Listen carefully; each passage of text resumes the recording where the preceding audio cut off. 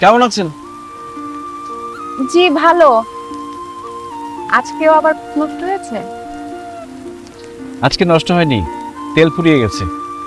ও, কিন্তু এইভাবে যে বৃষ্টি ভিজছেন, এইভাবে বৃষ্টিতে ভিজলে আপনার জ্বর সারবে? সেটা হয়তো সারবে, কিন্তু মনের জ্বর সারবে না। মানে? মানে মনের অসুখ। ও, আপনি দাদিকে দেখাতে পারেন, দাদি হয়তো এটার চিকিৎসা জানবে। এই চিকিৎসা দাদি করতে পারবে না, এই চিকিৎসা আপনি করতে পারবেন। আমি? দাদি বললে আমি ওষুধ খুঁজে দিতে পারি, আমি তো চিকিৎসা বুঝি না। মন বুঝেন? জি। কিছু না। বৃষ্টি কিন্তু বাড়ছে, আমি আসি। হ্যাঁ, আপনি বাড়ি যান।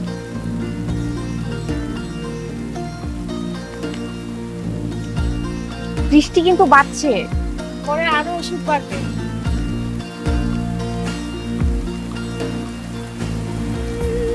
বুঝো মনে তুমি যেন নদীর বুকে হাওয়া, তোমায় নিয়ে স্বপ্নে যায় অনেক দূরে যাওয়া।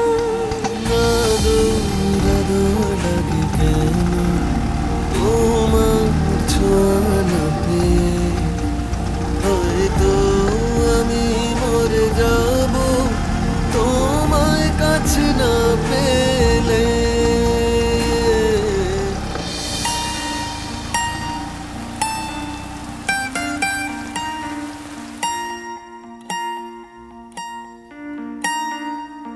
দাদি, তোমাকে একটা প্রশ্ন করি। প্রশ্ন করবি? এতে আবার এত ইতস্তত করার কি আছে, বল। দাদি, তুমি কি মনের অসুখ বুঝো? বুঝবো না কেন? মনের মধ্যে যে অসুখ মানুষ লুকায় রাখে সেইটারই বলে মনের অসুখ। দাদি, তোমার কাছে কি মনের অসুখ সারানোর ওষুধ আছে? না রে, মনের অসুখ খালি মনের মানুষই সারাইতে পারে। তুই এগুলি বলতেছিস কিসের জন্যে? তোর মনের মধ্যে কি চলতেছে? হ্যাঁ, না দাদি, এমনি জিজ্ঞেস করলাম। হয়েছে, আর জিজ্ঞেস করতে পারে না, এখন ঘুমো। রাত হয়েছে, ঘুমা। তুমিও ঘুমাও। আমি তো ঘুমাবো, তোরে ঘুম পাড়ায় দিই।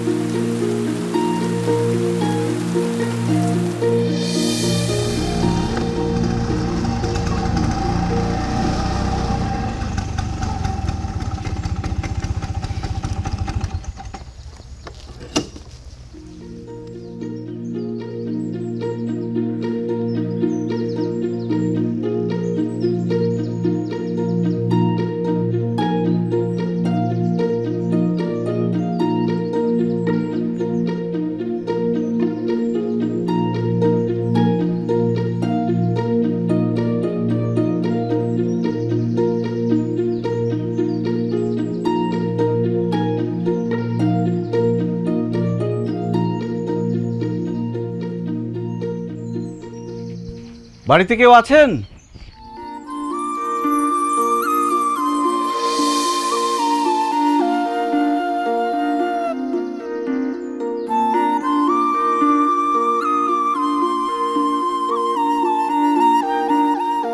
আপনি?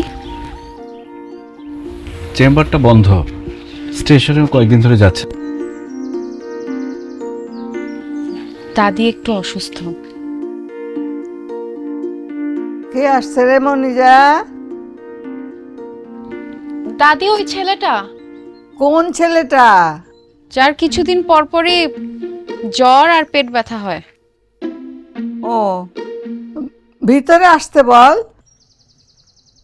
আসুন।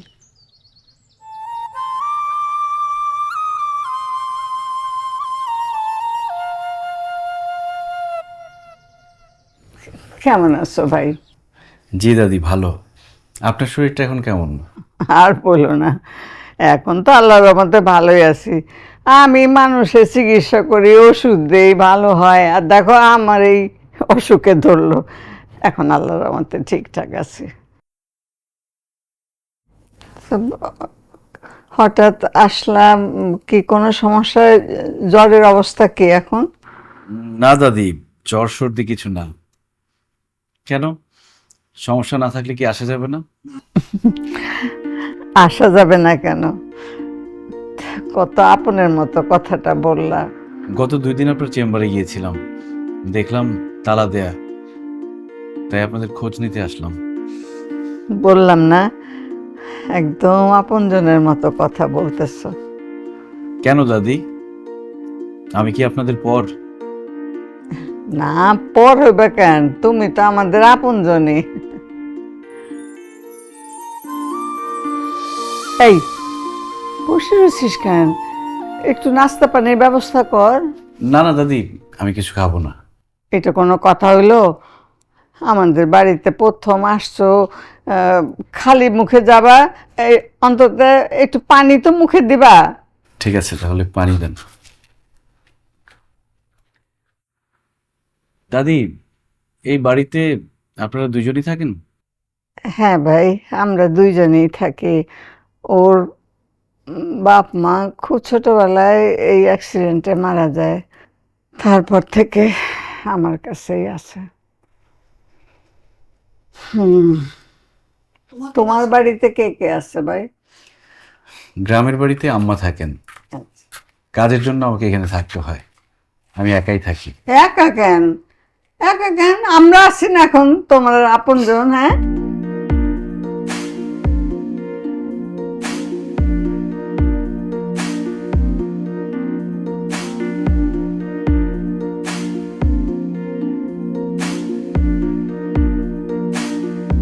ঠিক আছে দাদি, তাহলে আজকে আসি। আবার আসো। আসতে তো হবে, আমার প্রায় জ্বর হয়। আসসালামু আলাইকুম। ওয়ালাইকুম আসসালাম। যা আগায় দে।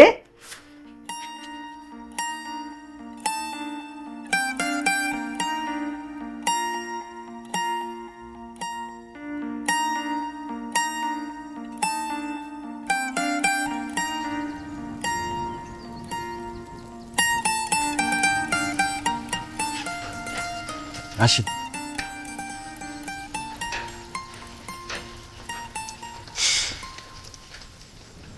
আপনার মনের অসুখ কি সেরেছে?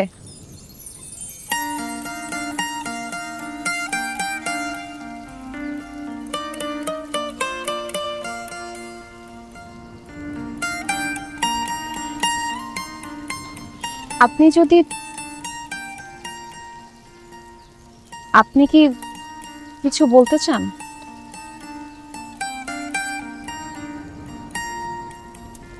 না।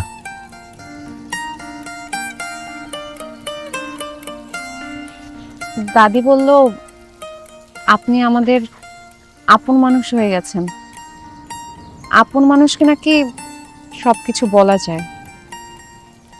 আপনি চাইলে কিন্তু আমাকে বলতে পারেন।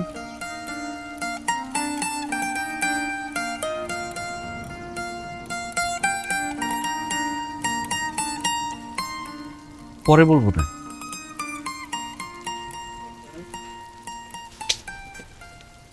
আসি।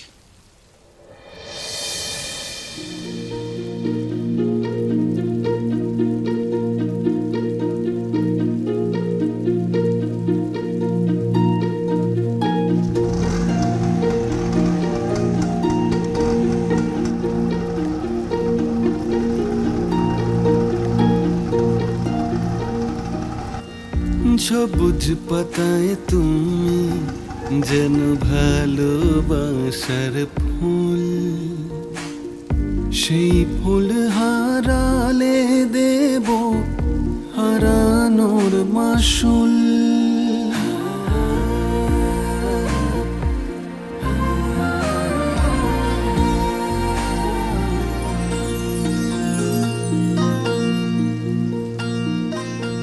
দৌড় ভাই, কি করছেন এটা? যখন কাম করছে, যে মেয়েরা এত ভালোবাসে, যার জন্য পুরো পাগল হয়ে রয়েছে, সে সামনে এসে বলতেছে আপনি কি আমাকে কিছু বলবেন? আপনি কি করলেন? না, আমি বলবো না। একদম কি করব? আমাকে যখন জিজ্ঞেস করলো যে আপনি কি কিছু বলবেন, আমার শরীর হাত পা মনে হলো যে রক্ত জমে গেছে, আমি কথা বলতে পারছিলাম না। না, আপনি আর জীবনে কথা বলতেও পারবেন না, আপনার দিয়ে হবে না। আপনার জন্য আপনি কালকে আপনার সাথে নিয়ে যাবেন। কালকে আমি আপনার সাথে যাবো, যাই আমি নিজে ভাবিরে বলে আসবো যে আপনি তারা ভালোবাসেন। সব কথা গড় গড় করে কেমন বলে দেখে না। ডিউটি ফাঁকি দিয়ে দুজনে যাই, তারপর দুজনের চাকরি চলে যায়, তাই না? তাহলে আর কি করো, সঙ্গে বয়ে বয়ে কখন আসবেন এই অপেক্ষায় থাকবেন, সুতাবাকির মতো দেখবেন দেখবেন, মাঝে মধ্যে যাবেন খোঁজ নিতে, দাঁড়ায় থাকবেন রোদের মধ্যে বৃষ্টির মধ্যে, 2-4টা বডির কথা কয়ে আসবেন, গা ব্যথা শরীর ব্যথা কয়ে, এরপর সুস্থ শরীরে ওইগুলা খাইবেন আর আল্লাহ আল্লাহ করেন। প্রেম করা লাগবে না, হবে না ওটা আপনার। মানুষ মনের কথা কত ভাবে কয়, মানে মুখে কথা না বললে কেউ তো চিঠিতেও লেগে যেতে পারে। মতিনের মুখে চিঠির কথা শুনে কলিজায় একটু পানি এলো রাশেদের। মুখে বলতে না পারে এবার চিঠিতে ঠিকই মনের সব কথা জানিয়ে দেবে সে।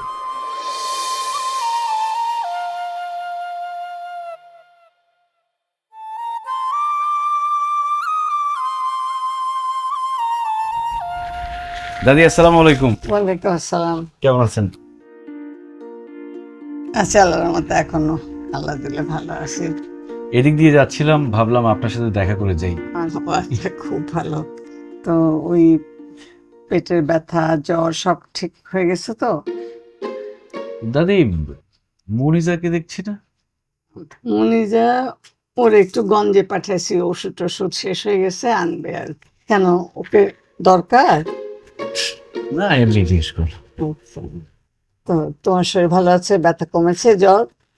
জ্বর, জ্বর রাতে রাতে জ্বর আসে, হুম? চোরা জ্বর, আবার দিনের বেলা ঠিক হয়ে যায়। মানে আচ্ছা দাঁড়াও, তাহলে ডোজ পাল্টায় অন্য ওষুধ দিচ্ছি আমি। দেখি। আচ্ছা আচ্ছা, আমি বের করে দিচ্ছি। কোনটা আপনার উঠতে হবে? ওই ওনার মধ্যে দেখো পিছনে সবুজ মুকালা। ও। হ্যাঁ, ও জি। সবুজ মুখ, ও, চিকন চিকন মুখ।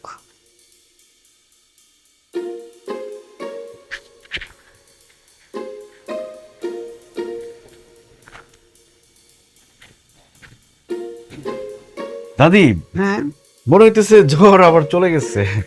আমার মনে হয় ওষুধ লাগবে না, আমি চলে যাই তাহলে। লাগবে না? মনে হয় না। আচ্ছা, তো ভালো, শুকর আলহামদুলিল্লাহ। ঠিক আছে, সাবধানে জি, থাকবে। আসি। আসসালামু আলাইকুম। ওয়ালাইকুম আসসালাম।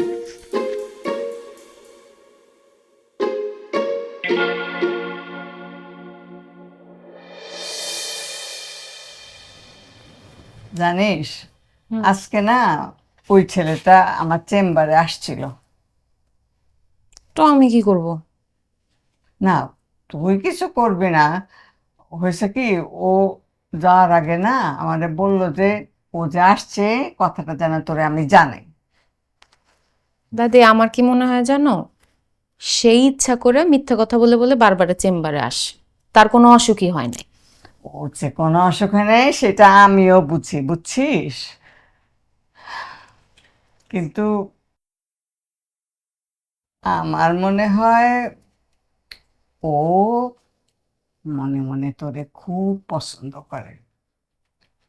দাদি, আমিও মিথ্যা কথা বলবো না, আমারও না ওনার জন্য মনের ভিতর জানি কেমন কেমন করে। ওরে আমার বোকা শোকা পাগলিটা, তাইলে দুইজনের মনের কথা জানায় দে, তখনই তো সব অসুখ ভালো হয়ে যাবে। হ্যাঁ, ঠিক আছে দাদি, জানাই দিব না। সব ওষুধগুলো ঠিকঠাক জায়গায় গুছিয়ে রাখ। দাদি, কালকেই সবকিছু গুছায় রাখলাম, আবার কেন উলট পালট হলো বুঝলাম।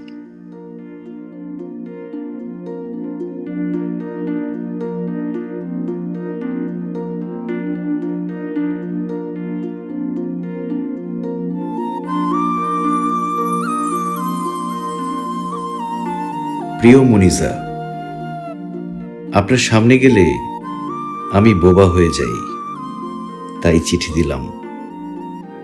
আমার মনের অসুখ সারানোর ওষুধ একমাত্র আপনার কাছেই আছে। আপনার ভালোবাসাই পারে আমার সব অসুখ সারিয়ে দিতে। আপনাকে আমি ভালোবাসি, সারা জীবনের করে পেতে চাই। আপনার ফিরতি উত্তরের অপেক্ষায় আপনার রাশেদ।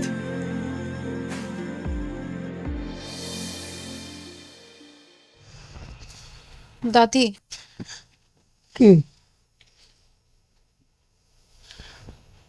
কি এটা? চিঠি? কে দিয়েছে? রাশেদ? দাদি এখন আমি কি করব? তো তুই তোর মনের কথা জানাই দে। সামনাসামনি গিয়ে কথা বলতে তো ভয় করে। ভিতর ডিম একটা। তুই লিখে জানা তোর মনের কথা।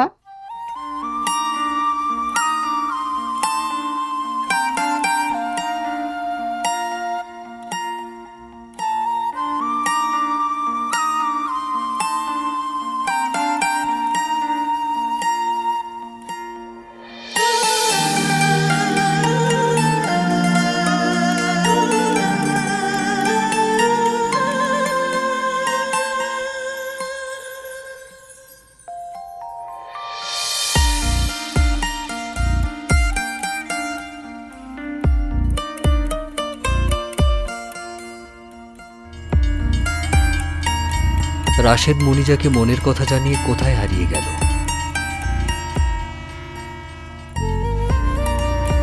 স্টেশনে কয়েকদিন এসে রাশেদকে খুঁজে পেল না মনিজা।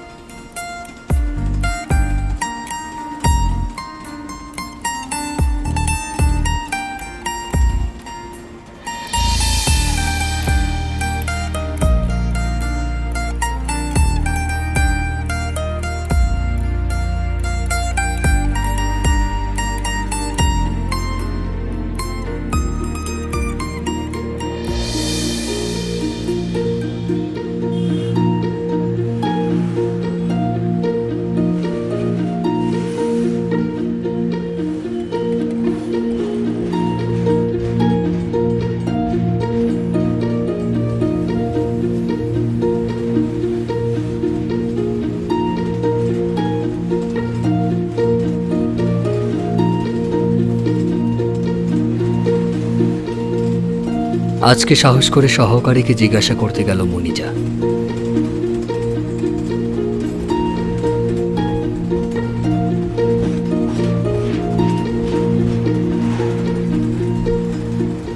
রাশেদ নামের এখন টিকিট ফিকিট হবে না, জানতো? আমি টিকিটের জন্য আসি নাই। রাশেদ নামের একজন এখানে বসতেন, উনি কোথায়? জানতো, বিরক্ত করেন না প্লিজ।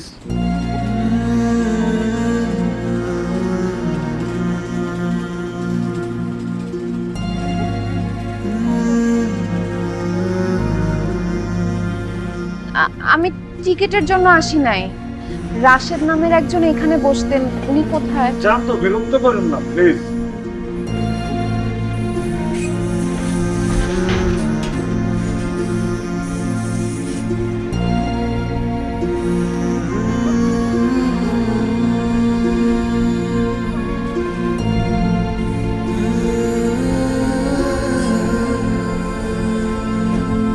আপা, আপনি মুনিজা? জি।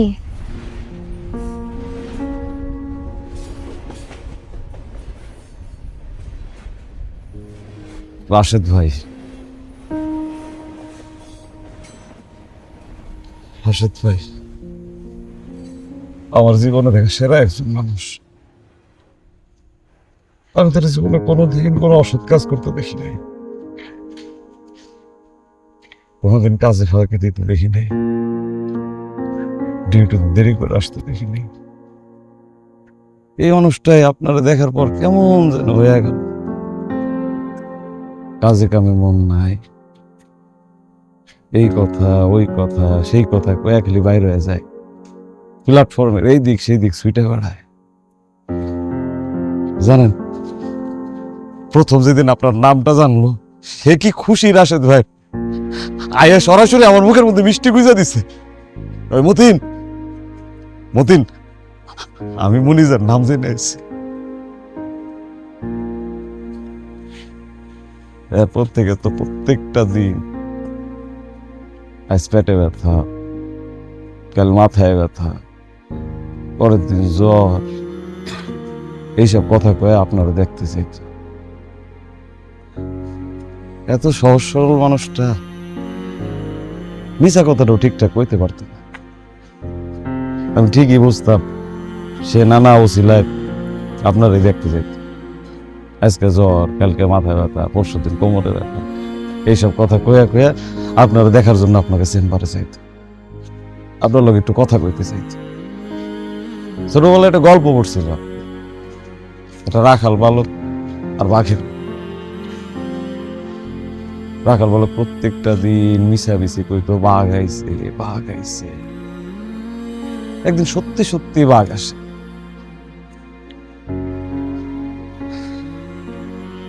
হঠাৎ করে রাশেদ ভাই 2টা দিন অফিসে আসে না। আমি ভাবলাম ভাই মনে হয় আপনার লোকে দেখা করতে যাই, আর লেগে আইতে পারতেছি না। আমি আরো উল্টা জোর দিয়ে কাম করতাম যাতে কোনো অসুবিধা না হয়, ভাই যে আহে না এটার কোনো ছাপ না পড়ে।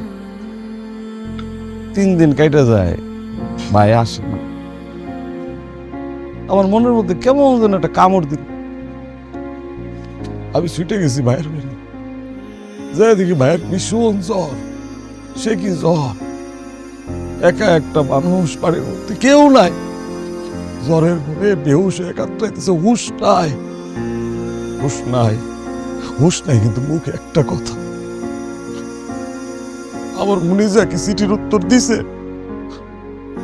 আমার মুনিজা কি চিঠির উত্তর দিছে? খালি এই কথাই করে। আমি বাইরে নিয়ে গেলাম হাসপাতালে। শুরু হলো ডাক্তার, ওষুধ, জমে মানুষের টানাটানি। কিন্তু কিন্তু বাইরে আমি আর ফিরাইতে পারি নাই। আমি বাইরে ফিরাইতে পারি না, আমার ফিরে আসে নাই।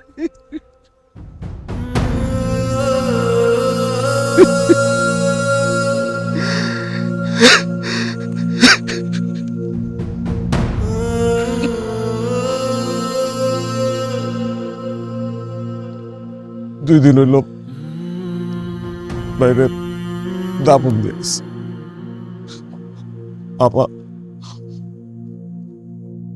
আপনি আর কয়টা দিন আগে আইতে পারলেন না?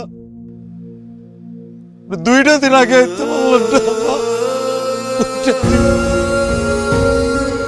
এই ছিল রাশেদের অসমাপ্ত প্রেমের গল্প। অসুস্থতার অভিনয় করতে করতে হঠাৎ সত্যিকারের জ্বর, মৃত্যু নিয়ে আসবে বুঝতে পারেনি রাশেদ।